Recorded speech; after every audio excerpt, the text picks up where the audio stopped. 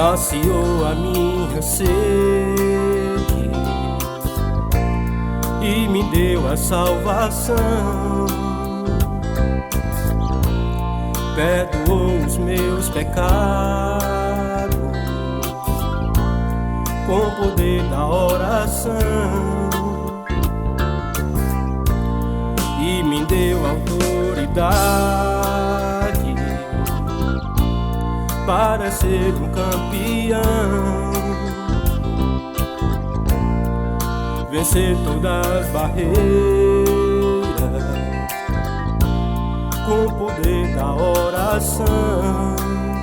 É por isso que eu te digo: quero te adorar, o maravilhoso. Quero te adorar, príncipe da paz. Quero te adorar, o dono do céu. Quero te adorar, ó grande Rei, é o Senhor de Israel.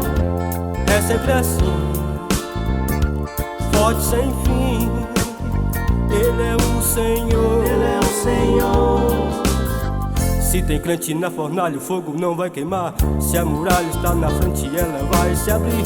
Se a porta está fechada, ela vai se abrir. Se alguém entrar na frente, ela vai sair.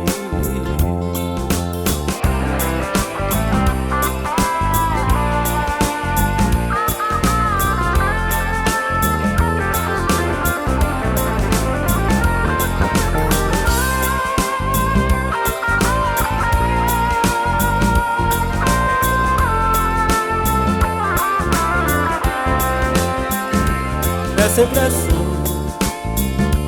forte sem fim. Ele é o Senhor, Ele é o Senhor. Se tem crente na fornalha, o fogo não vai queimar. Se a muralha está na frente, ela vai cair. Se a porta está fechada, ela vai se abrir. Se alguém entrar na frente, ela vai sair.